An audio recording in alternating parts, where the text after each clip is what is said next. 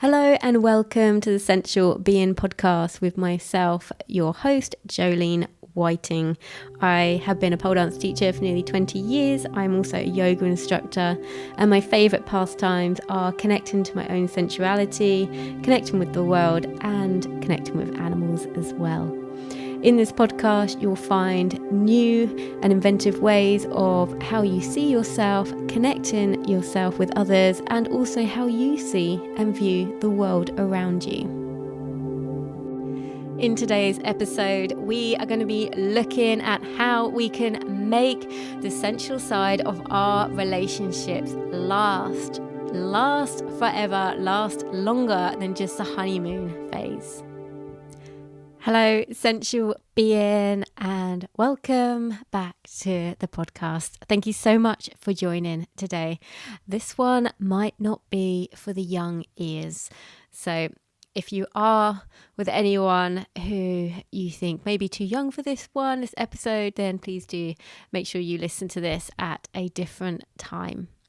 So today's topic is going to be one that a lot of us can probably relate to if we are in or have been in a long-term relationship. And what deems as a long-term relationship? I don't know. To me, I kind of feel like a long-term relationship is a relationship that it extends on after the beautiful honeymoon phase has ended. And just because it's ended doesn't mean that there's anything wrong.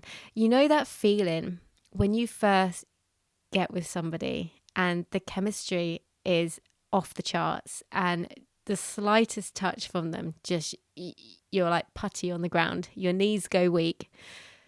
And it's that feeling that's the honeymoon phase feeling. And this can be different for everybody for when that, like, when I say go, I mean that feeling that you can't get rid of when you go to bed, and if you're sleeping in the same bed, it's like, yes, you're going to have sex. You know, it's just a no-brainer. Every time you seem to even look at the bed, you're going to have sex. And a long-term relationship to me is a relationship that hopefully flourishes, long after that feeling has subsided.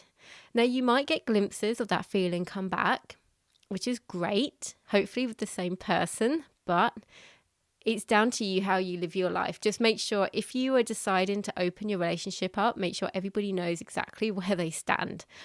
Always. I can't stress that enough. But the reason why I wanted to talk to you about this is because when that honeymoon phase feeling dwindles off a bit, sometimes that's when people realize that, oh, maybe that person isn't what I wanted to be with. Now, that might be true. The chemistry might have overtaken some massive flaws that are in your relationship. And maybe now you can see them more clearly. And then other times we can just think, maybe the grass is greener on the other side. Yeah. Maybe you meet somebody and you're like, oh, it's all so amazing with this person. And then maybe you keep doing that. Maybe you do this. Maybe you literally jump from one relationship to the next. You never have any time on your own. You never actually withstand a longer relationship. You just bounce. Every time the grass is greener or appears to be green on the other side, you just bounce. And I'm not here to tell you anything that you're doing is wrong.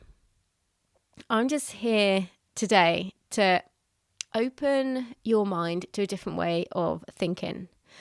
Me and my partner, we have been together for 11 years. He's my longest relationship now. My other previous longest relationship was 8 years.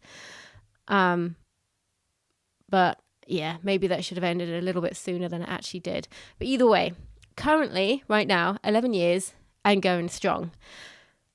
I would like to share with you some ways of making that go strong. So life, the way we are conditioned in life, we are always chasing like the next high. We are always wanting the next best thing. Hence the grass is green on the other side.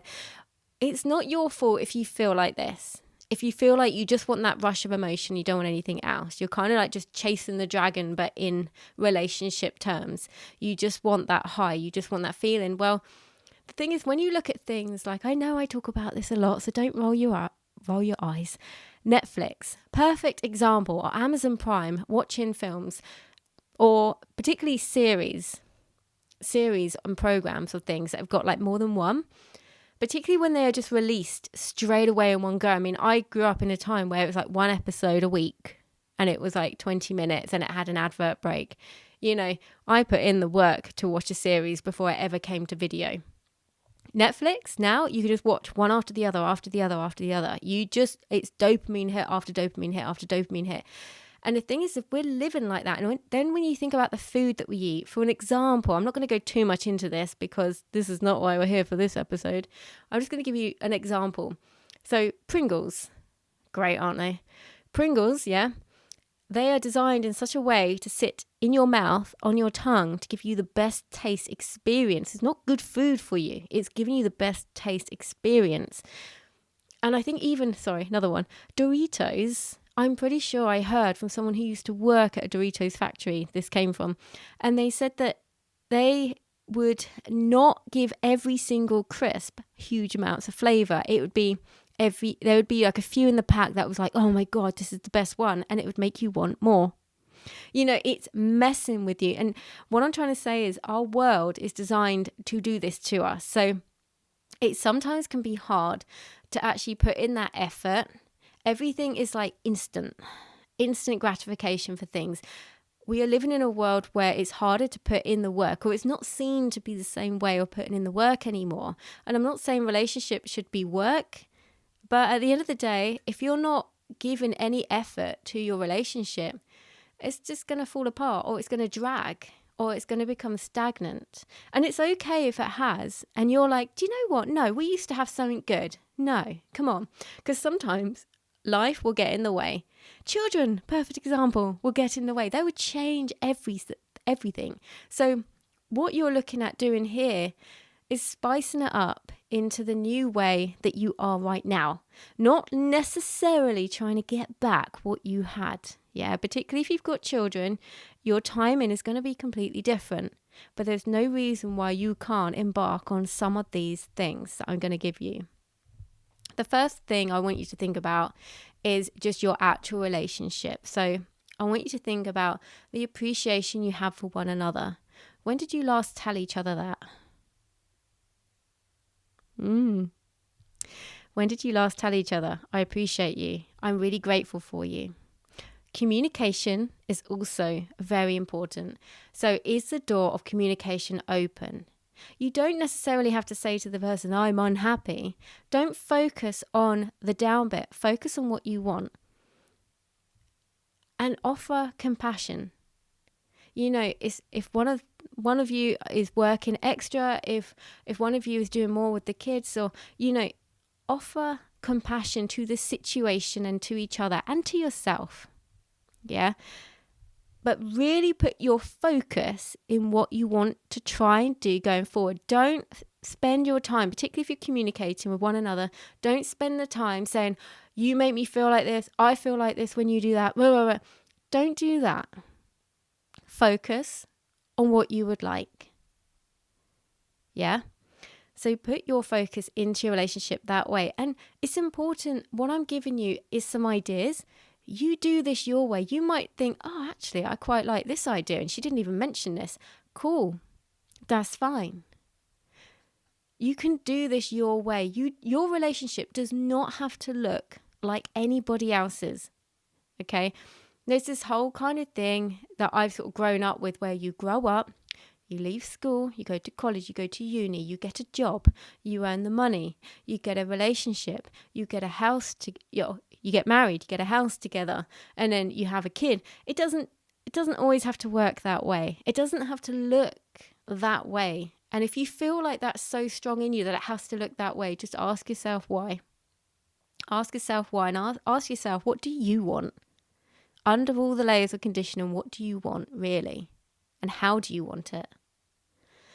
So life can really be done your way. And one of the things that I absolutely love, and I'm not necessarily advocating that everybody does this, but I personally love it. So we don't sleep in the same bed. Shock horror, I know. But it's worked out really well because I've always wanted to have my own space. I always loved that. Now, when I partnered with somebody who had a child, I was like, interesting. That life was not on my agenda. But in order that I felt like it felt best to work, because I wanted my own space anyway, regardless of being in a relationship. I like my own space. And because, he's getting up, doing a school run, and then he'd go off to work really early. And I'm like, well, you know me, I'm a pole dance teacher. I don't get in till 10, half 10 at night. And then I'm buzzing at half 10. And I'm like, great, I've got no one to talk to. Or if he's up, I'm going to talk to you. So us having separate beds has not only made it so that we could get more sleep, but it's also kept this feeling of, I can't wait to see you. This almost like the honeymoon phase feeling. And what we really like to do is we like to plan in time together. To be fair, when foreplay, we're a bit more spontaneous. Like yesterday in Aldi, when he started touching me up. Probably not the best place for it, but it felt great. But to actually plan in some time to be together, I think this comes down to a little bit to do with our love language. So I'm going to get a little bit more to that as well. But both of us have a different first love language, but our second love language is exactly the same. Our second love language is quality time together. So for us, a big deal within our relationship together is actually to plan time in. And we are so busy doing the things that we want to do in our life that if we plan it in, then we will stick with that time. And sometimes we play, sometimes we don't. But the idea is that time is there. It's a pocket of time just for us. And the effort that we make for each other is just, I think it's adorable. I love all my outfits and stuff, and I love a pair of killer boots. I've got lovely thigh-high boots, which just really add to the aesthetics of an outfit. You can't deny it. And I love all that. It makes me feel like I love the effort. It doesn't have to be made. It doesn't have to be made like 100% either. But it's just that pocket of time makes us both feel so special and appreciated between us. And with the love language as well, this is something that could really open your eyes within your relationship. So I didn't really think it was that much of a big deal until I did it. And I think it was only about 5 years ago that I did the little quizzes and found out what we were. So mine, which is no surprise when it came back, is words of endearment. I'm pretty sure that's exactly how you say it. Words of endearment. So out of everything that he can ever give me for my birthday or Christmas, I just want a card which says I love you. That's it. And I want him to write it. That to me means so much more than pretty much anything else. Now, his love language is acts of service. So I know that the way to get to him, to show that I care, is to do something for him. Like maybe I'll clean the kitchen when he's out at work and I won't tell him that I've done it. He'll come back and go, oh, God. To be fair, I haven't done that one for a while. I hope he doesn't listen to this and expect that I'm going to do that because it's not really on my agenda right now. But anyway, I do love him. To know what each other's love language is makes it much easier to understand the other person. So, for example, not that he would dismiss a little card from me that says, I love you. That's cool. But I know what will mean more. And the same goes for him to me. I mean, he does a lot for me, like service-wise, acts of service. But if he just whispers in my ear, I love you, I'm floored. I'm absolutely floored. You know, my knees go. I'm done, you know, it's so cute and I just love it. So it's knowing each other's love language can really, even if you've been together for ages, we've been together for like 5 years by the time I did ours, you know, I didn't do it straight away. I didn't really know about it. So I want you to know that planning stuff in as well is not a bad thing. But also if you are someone who's like, I can't plan, but that's fine. Be spontaneous. But the only worry about being spontaneous is the things that can be done at any time probably won't get done. So if you are somebody like that, if you're like, yeah, I mean, it's great, I've got all this time to go to the gym and I'm a member and everything, but you don't go, ask yourself why. It's because, if you have got a small window of time that you're like, I can only go to the gym there, or there this week, and you're like, boof, gone, you're more likely to keep that. If you're somebody who needs the accountability, you're more likely to keep that same as this. It's no harm in planning in time together, and there's no harm in being spontaneous either. It just depends on who you are. Now, if you have one of you that's spontaneous and one of you who likes to plan stuff, the one who likes to plan some time to be spontaneous and don't tell the other person. And just boof, there you are. Surprise. Get your kit off. We're going to do it. So you can still do that and meet each other where you are. Yeah. So if one of you likes spontaneous, one of you likes planned, the person who likes planning a spontaneous time, don't tell the other person and just boof it on them. Okay. Promise. It's good vibe. Good vibe. Other things you can do are like joint writing. Now, if you like writing a bit, this is a little bit long-winded. You could even do it just like a paragraph at a time. But if you both quite like writing like stories, erotic fiction or anything, one person starts and then sends it to the other person. Then they've got to send you back a paragraph, then you send them. So you could do it like that. If it's a bit more long-winded, but you can do it like that. And that's been really cool. We've done that before.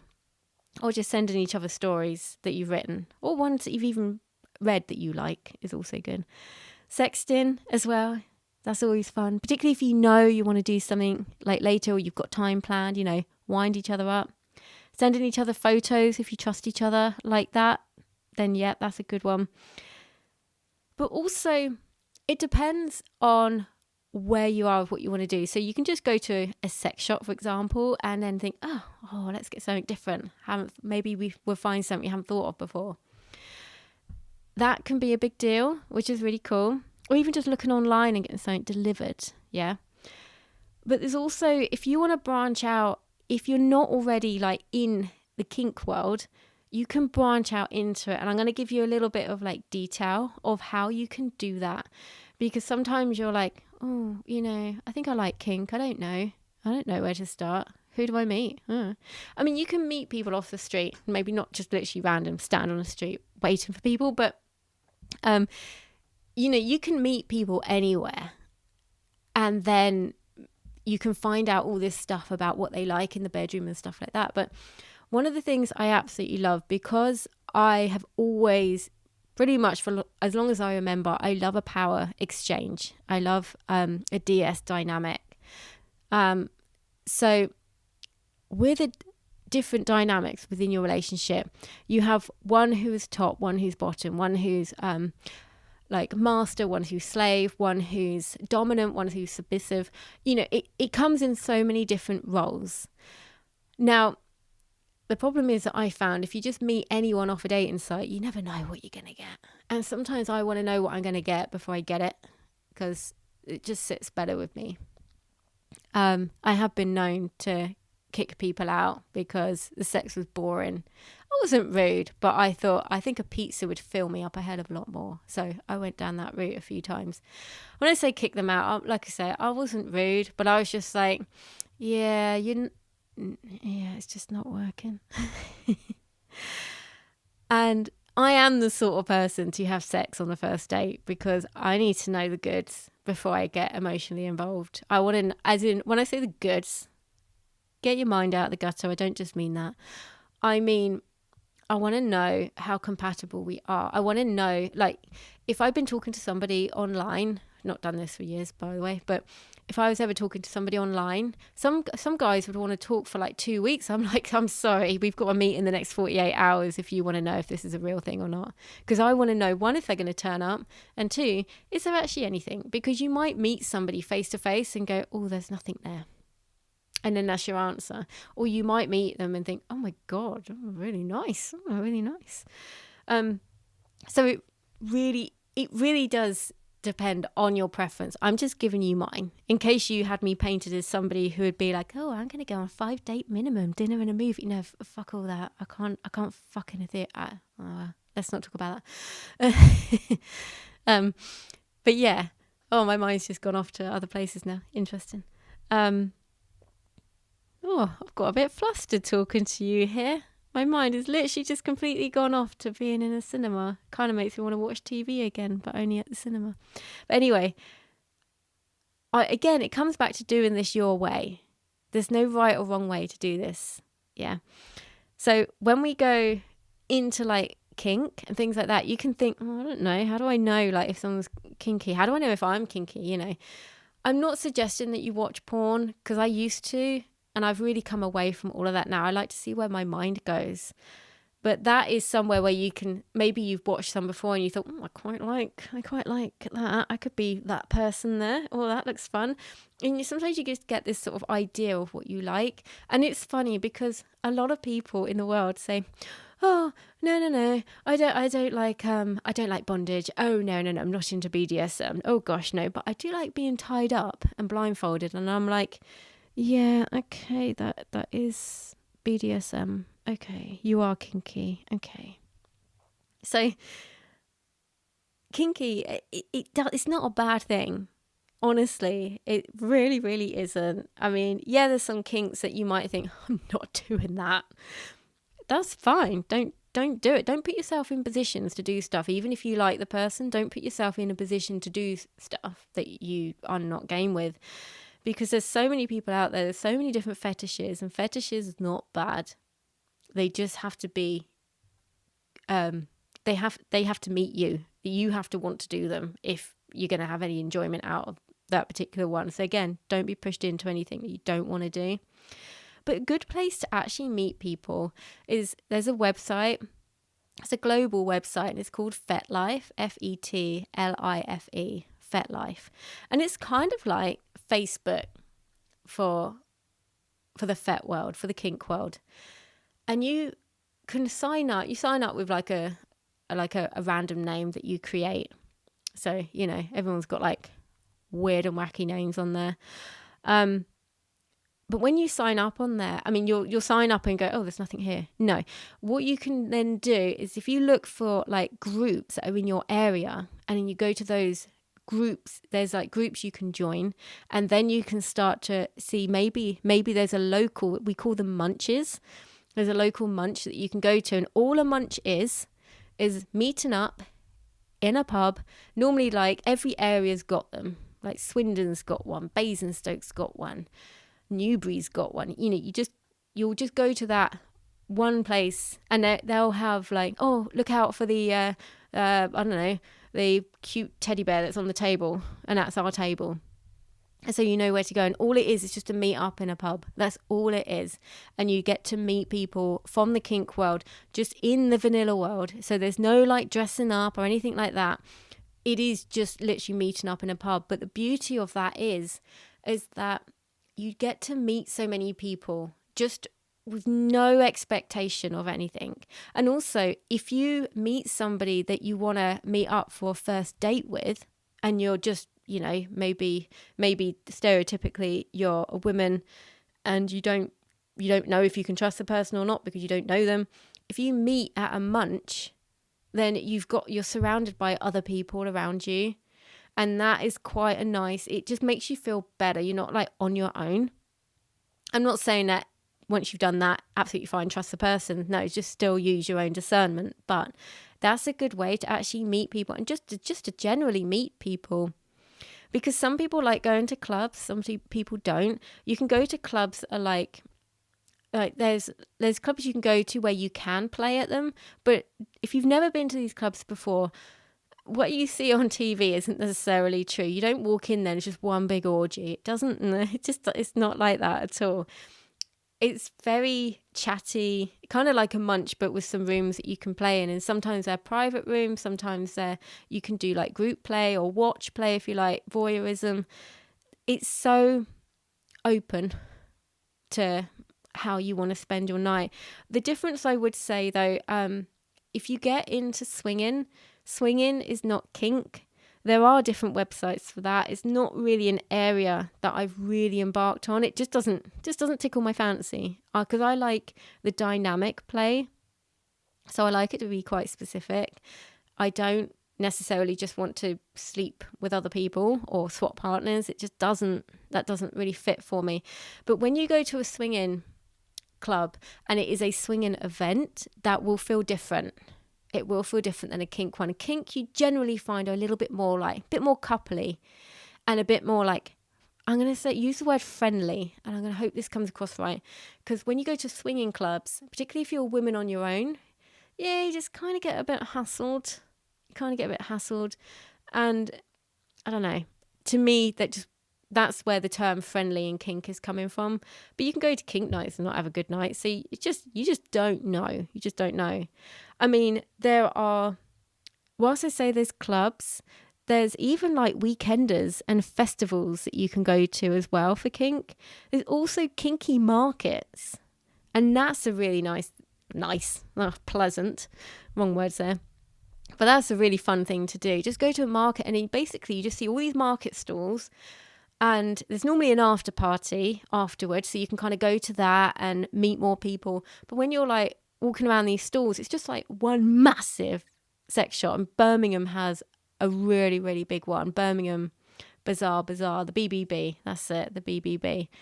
That's a really good one to go to. And there's just so much there. It's all on like different, I think it's like 3 floors, and it's like clothes, it's toys, and you meet people as well. And they always have an after party.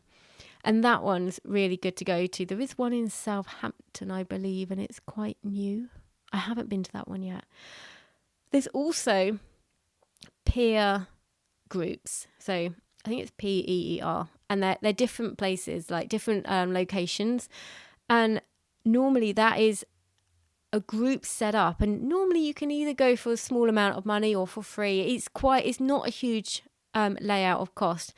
But they have different speakers, different workshops. Like a lot of it is peer rope, because if you've ever handled any rope before, you'll know it takes a bit of work. You have to be a bit committed to rope if you want to get any good at it. And when I say get good, I kind of basically mean get safe. That's it, really. Just get safe, because there's so many different angles with rope that you can use. Like you see all the shibari rope and all the beautiful photos that people take, and it's all like they're all wound up, and it looks amazing, but that's quite hard work. Or you can just be a bit more playful with the rope and a bit more teasing. You can even use it. I like to use it and not even tie. I just use it as like pressure and leaning in and leaning away and stuff like that. It's just, it doesn't always have to be one way. So if you've only seen one lot of rope and you're like, no, that's not for me, look at more, because there's so much more. And if you go to like one of these peer rope workshops or events, you get to, again, meet people and learn more about it. And even if you're listening to this and you're a single woman and you want to embark on this, I don't have a partner. You don't need a partner to start venturing out. Because particularly with munches, the peer groups, they are so amazing. They'll even, if you don't want to walk into the pub on your own for a munch, you can even ask the organizer to come outside and meet you. Arrange this beforehand with the organizer. They'll come out and meet you and take you in. Yeah. So you can even do it like that. So there's so many avenues. If you wanted to kind of spice up your own life or your relationship, there are ways of going about all of this. You don't have to let your relationship get stagnant. And sometimes it can get stagnant and we don't even realize. And you're like, I don't want to be like this anymore. What do I want to be like? What do I want us to have? And actually putting some effort in.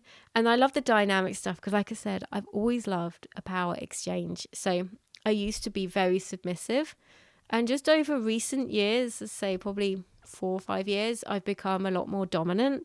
And me and my partner have literally switched roles. And if you had said to us 10 years ago, this is where you'll be in 10 years, I would have just laughed in your face. Like, God, no, that's not where we're going to be. But I absolutely love it.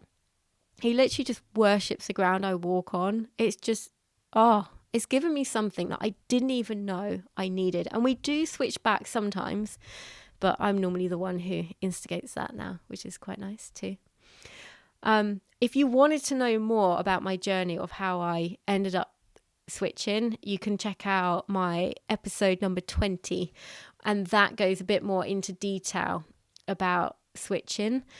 And a lot of people, they have both sides in them quite equally, and they just switch back and forth, and that's fun too. So even, do you know what? Even if you've been with your partner for a very long time, if there's stuff you want to explore, you've just got to go for it. You just got to talk to them. You just got to talk to them. And remember what I said earlier. So come at it with appreciation and compassion for each other. Because honestly, when we are with somebody for a very long time, their judgment over us can be so huge. So huge. We don't want to upset them. We don't want to offend them. We don't want them to think any less of us. Yeah. And we can use that to create the biggest wall in our relationship of communication. It would be the biggest wall you have ever built in your whole entire life. And to knock that down is really hard. So again, this is why I say come at each other with compassion, with appreciation, with kindness, with real focus on how you want to move forward. And if you decide that you don't want to move forward, you need to make that, I swear, you need to make that choice. Everyone's got choices. You need to make that choice.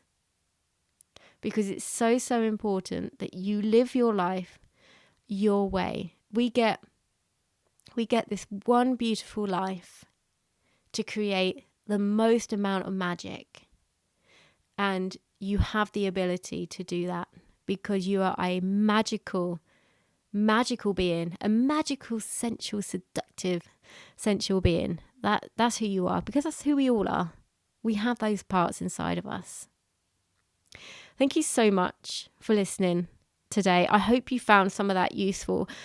And feel free to reach out to me if you want to talk more, particularly about this subject, because there's so much more we can unpack with this. If you ever wanted that little bit of someone in your corner cheering you on to give you a bit more courage, you can always reach out to me. Remember, as always, to lead through your life with your heart and to live with intention. Thank you so much for tuning in today. If you enjoyed this episode, please do share it with your friends and on social media. If you have the time to rate or review this podcast, I'd be ever so grateful. If you'd like to follow me on Instagram, you can find me at Jolene Sensual Being. The links to my YouTube and to sign up to my mailing list will be in the show notes as well. I look forward to speaking with you again very soon.